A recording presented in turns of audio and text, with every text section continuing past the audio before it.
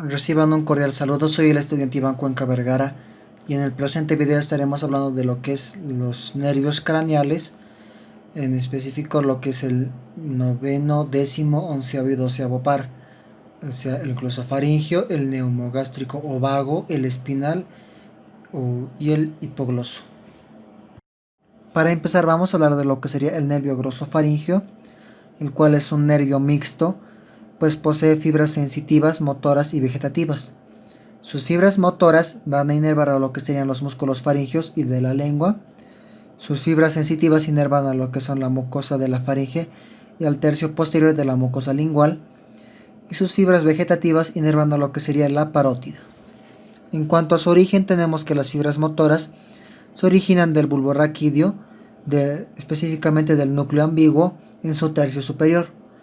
Luego tenemos que las fibras sensitivas se originan con dos ganglios, un ganglio inferior denominado el ganglio de Andersch, el cual se encuentra en la fosita petrosa del hueso temporal. Y también tenemos al ganglio superior o de Ehrenreiter, el cual se encuentra medial al ganglio inferior. El ganglio inferior se va a conectar con lo que es el núcleo de la solitario y el ganglio superior se conecta con lo que es el núcleo sensitivo del trigémino en su porción vulvar. En cuanto a sus fibras vegetativas, estas nacen de lo que es el núcleo vegetativo salival inferior, ubicado en el bulbo raquídeo. Ahora, sobre su origen aparente, este nace de lo que es aparece de lo que es el surco posterolateral del bulbo raquídeo, superior al nervio vago e inferior a lo que es el nervio vestíbulo coclear.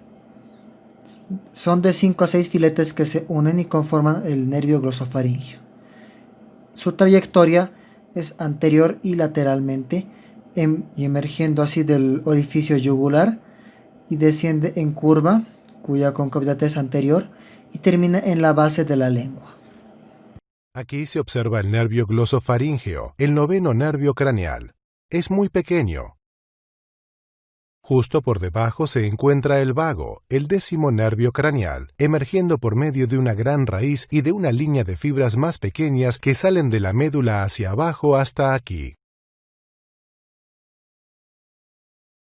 En cuanto a sus ramos colaterales, encontramos en primer lugar a lo que es el asa de Haller, con el que se comunica con el nervio facial mediante una prolongación que llega al ganglio inferior.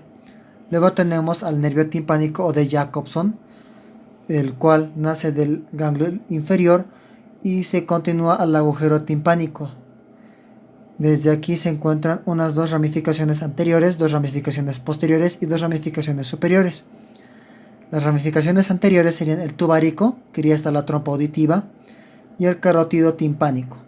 Luego tenemos a las ramificaciones posteriores que se dan para lo que es la ventana vestibular y la ventana coclear. Y por último, las dos ramificaciones superiores serían para el petroso profundo y el petroso menor. El petroso profundo se une a lo que es el petroso mayor para formar el nervio pterigoideo, terminando así en el ganglio pterigopalatino.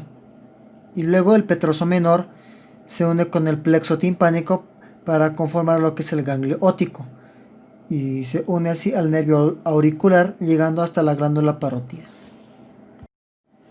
Luego tenemos al ramo del seno carotidio, el cual desciende sobre la arteria carótida interna para formar junto con el tronco simpático y el nervio vago el plexo carotídeo común. Luego tenemos a los ramos faringeos, los cuales se comunican en la pared lateral de la faringe con los ramos faringeos del nervio vago y conforman así el plexo faríngeo. Luego tenemos al ramo del músculo estilofaringeo, el cual se separa del nervio glosofaringeo cerca del borde posterior de dicho músculo y penetra por su cara lateral. Luego tenemos al ramo del músculo estilogloso. Este nace un poco inferiormente al del músculo estilofaringeo y termina en el músculo estilogloso, al cual aborda por su cara profunda. Luego tenemos a los ramos tonsilares, los cuales nacen del nervio glosofaringeo frente a la amígdala palatina y forman así el plexo tonsilar, de los cuales parten filetes para la mucosa amígdala palatina y a los arcos palatogloso y palatofaringeo. En cuanto a los ramos terminales, encontramos que el glosofaringio termina en la base de la lengua, emitiendo lo que serían ramos terminales alrededor de las papilas del surco terminal. El pequeño nervio glosofaringio se muestra aquí, es principalmente un nervio sensitivo. Discurre lateral a la carótida interna para después avanzar y descender a través o lateral al músculo estilofaringio, al cual inerva. El nervio glosofaringio entra en la pared de la faringe entre los músculos constrictores superior y medio aquí. El nervio glosofaringio proporciona sensibilidad, incluyendo el gusto, al tercio posterior de la lengua. También proporciona inervación sensitiva a la parte de atrás de la cavidad bucal y a la bucofaringe. En cuanto a su funcionamiento, podemos decir que el nervio glosofaringio es un nervio sensorial, pues este da lo que es el sentido del gusto, especialmente lo que es el dulce y amargo. También da sensibilidad a la mucosa nasofaringea y a los reflejos de deglución y náuseas. Este también es un nervio motor, pues presenta la motricidad del orofaringea junto con los nervios facial, el nervio vago, el accesorio y el hipogloso. Y también es vegetativo, pues es el secretor de la parótida. También este es un vasoregulador, pues regula la presión arterial, y también es un quimiorreceptor, pues percibe las variaciones de la composición química de la sangre. Luego tenemos a lo que es el nervio vago, o también conocido como nervio neumogástrico. Este es un nervio sensitivo motor o mixto, el cual va a encargarse de inervar a las vísceras del cuello, del tórax y del abdomen. En cuanto a su origen real, tenemos que el nervio vago presenta fibras somatomotoras que se originan de un segmento del núcleo ambiguo. Presenta también fibras sensitivas que nacen de dos ganglios, uno que es el ganglio superior o también llamado ganglio yugular y el ganglio inferior también llamado ganglio plexiforme. También tenemos a lo que es su porción vegetativa, que es la más importante, que tiene su origen en el núcleo dorsal del nervio vago. En cuanto a su origen aparente, encontramos que el nervio vago nace de lo que es el surco posterolateral del bulbo, mediante 6 a 8 filetes radiculares que están compuestos por fibras sensitivas, vegetativas y motoras. Su trayecto se dirige lateral, anterior y superiormente y emerge en la cavidad craneal por el agujero yugular y desciende enseguida casi verticalmente atravesando el cuello y el tórax y penetra en el abdomen donde éste termina. Justo por debajo se encuentra el vago, el 10º nervio craneal, emergiendo por medio de una gran raíz y de una línea de fibras más pequeñas que salen de la médula hacia abajo hasta aquí. En cuanto a su distribución, encontramos que se distribuyen de acuerdo a la región en la que se encuentran. Entonces tenemos ramos cervicales, torácicos y abdominales. Los ramos cervicales encontramos a lo que es el ramo meningio, el ramo auricular, los ramos faringios, los ramos cardíacos cervicales superiores, el nervio laringio superior y los ramos carotídeos. Entre los ramos torácicos encontramos al nervio laringio recurrente. Luego tenemos a lo que es los ramos cardíacos torácicos, los ramos pulmonares, los ramos bronquiales y los ramos esofágicos. Luego tenemos por último que son los ramos abdominales. Estos son derecho e izquierdo y terminan en el abdomen de maneras diferentes. Tenemos que el nervio vago derecho al principio da unos 4 o 5 ramos gástricos que se ramifican en la cara posterior del estómago, y el nervio vago izquierdo, que se divide en 5 o 6 ramos, los cuales reciben algunos filetes comunicantes del plexo gástrico y se distribuye en el área anterior del estómago. Para observar el extremo superior del vago, se retira por un momento de escena este nervio, el hipogloso. Aquí se muestra el vago. Su tronco está engrosado por este ganglio, el cual es el más inferior de los dos que tiene. Para seguir el curso descendiente del vago hacia el cuello, se mueve la vena yugular interna hacia un lado. El nervio vago desciende hacia el cuello por delante de la vena yugular interna y por detrás de las arterias carótida común y carótida interna hasta la abertura torácica superior. Las clavículas han sido retiradas en esta disección.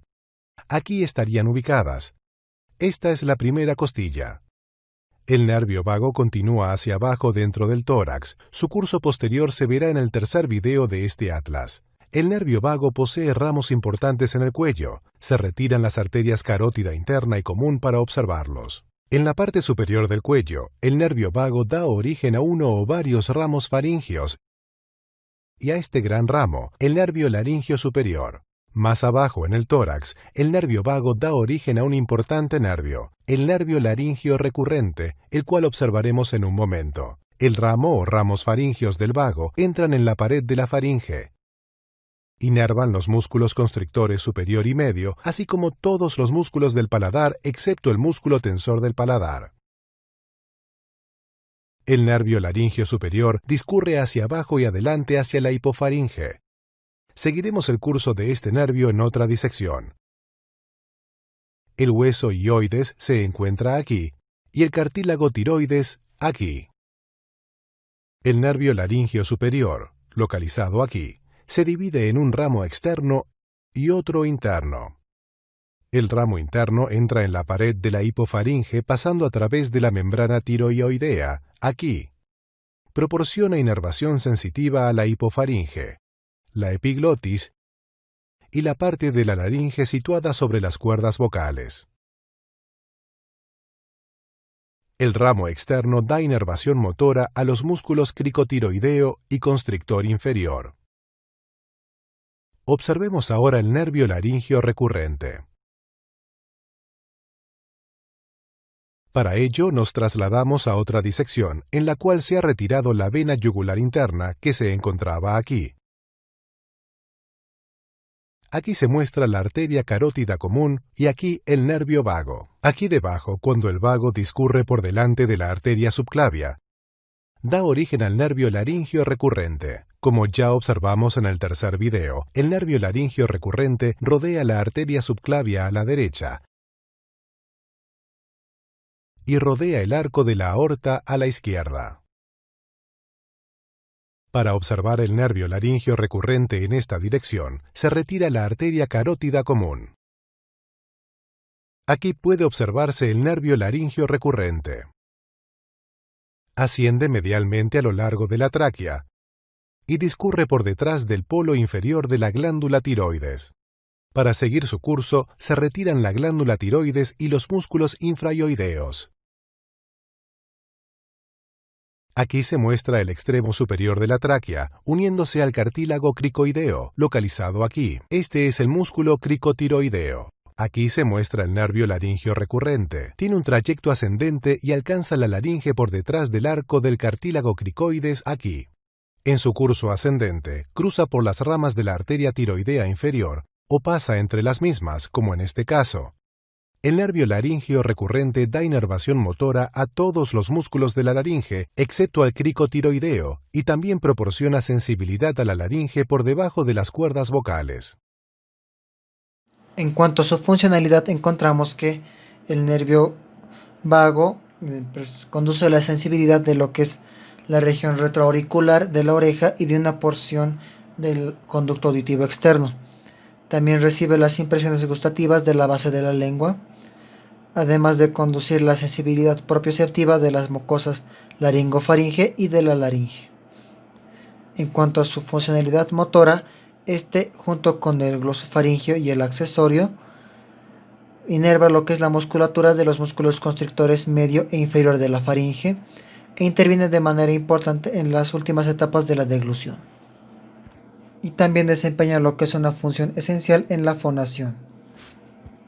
Y su función más importante es una función de nervio visceral, pues su territorio tanto motor como sensitivo se extiende desde lo que son las vísceras torácicas y abdominales.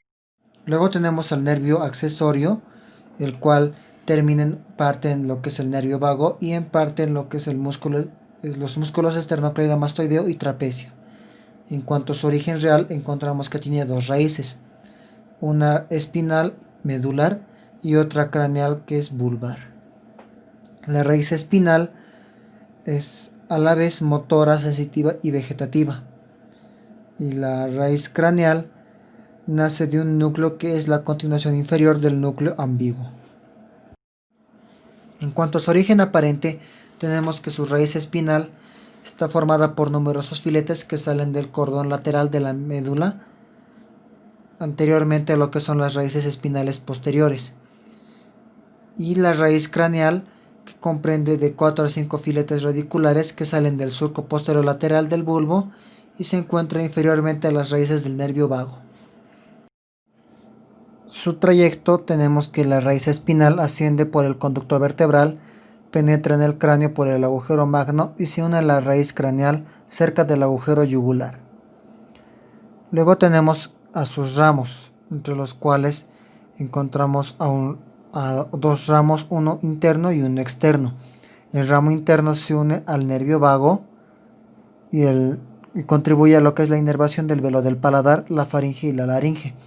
Y su ramo externo inerva lo que son los músculos esternocleidomastoideo y trapecio. El nervio accesorio discurre alrededor del extremo superior de la vena yugular interna. Después pasa hacia abajo y atrás por detrás del vientre posterior del músculo digástrico.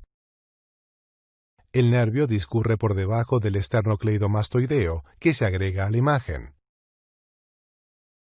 El nervio accesorio inerva el músculo esternocleidomastoideo, algunas veces en su profundidad o a través del mismo.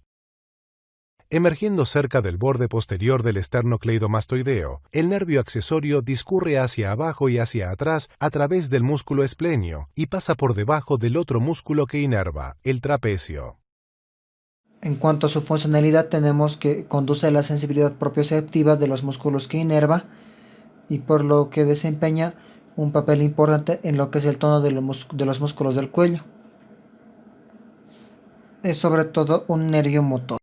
Luego tenemos a lo que es el nervio hipogloso, el cual es exclusivamente un nervio motor, y este inerva lo que son los músculos de la lengua. Su origen real se da en las células de una columna gris ubicada dentro del bulbo. Su origen aparente se da por los filetes radiculares del nervio hipogloso, que son de 10 a 12 y salen del bulbo por el surco anterolateral. Para su trayecto tenemos que todos sus filetes convergen lateralmente y se unen en un solo tronco que atraviesa el conducto hipogloso. Fuera del cráneo, el nervio hipogloso desciende hacia la cara lateral de la lengua, describiendo una curva de concavidad anterior y superior. El hipogloso, el 12º nervio craneal, se origina más anteriormente. Aquí puede observarse cómo convergen sus fibras. El nervio hipogloso discurre a través de la dura madre solo, mientras que los nervios noveno, 10º y 11º la atraviesan juntos para entrar al foramen yugular. Los nervios noveno, 10º y 11º emergen a través de esta parte del foramen yugular. El nervio hipogloso discurre a través de esta abertura, el conducto del hipogloso. Observaremos el cráneo desde fuera para visualizar cómo salen estos nervios. Aquí se localiza el foramen yugular con el conducto del hipogloso justo por delante. Los nervios noveno, 10º y 11º emergen por esta parte del foramen yugular. Entre las ramas colaterales que salen del nervio hipogloso encontramos a lo que son el ramo meningio o recurrente, los ramos vasculares del nervio hipogloso, un ramo descendente, el nervio del músculo tiroideo, los nervios de los músculos hipogloso y estilogloso y el nervio del músculo genioideo. En cuanto a sus ramos terminales, podemos mencionar que en la cara lateral del músculo geniogloso se divide en varios ramos terminales destinados a los músculos de la lengua. El nervio hipogloso sale entre la arteria carótida interna y la vena yugular interna. Discurre hacia abajo y hacia adelante a través de la arteria carótida externa. Se ha añadido el músculo estilogloso a la imagen. En la figura no aparecen los músculos estiloioideo ni el vientre posterior del digástrico. El nervio hipogloso da origen a este ramo descendente, después gira y sigue avanzando, discurre justo por debajo del músculo estilogloso y avanza en el espacio entre el hipogloso, medialmente, y el músculo miloioideo, lateralmente. Por este mismo espacio pasa el nervio lingual. El nervio hipogloso inerva todos los músculos de la lengua, incluyendo los intrínsecos, y también el músculo genioideo. Para observar el ramo descendente del nervio hipogloso, nos desplazamos hasta por debajo del cuello. Aquí se muestra el ramo descendente del nervio hipogloso. Sus fibras, de hecho, provienen de C1. Discurre hacia abajo y hacia adelante por delante de la vena yugular interna. Se le une este ramo de C2 y C3, formando un arco denominado asa cervical. Los ramos que nacen del asa cervical dan inervación motora a los 4 músculos infraioideos. En cuanto a la funcionalidad del nervio hipogloso, al entender que este es un nervio completamente motor, podemos encontrar que juega un papel en lo que es la masticación, en la deglución y en el lenguaje articulado, pues es responsable de la pronunciación de la mayor parte de las vocales y de un cierto número de consonantes.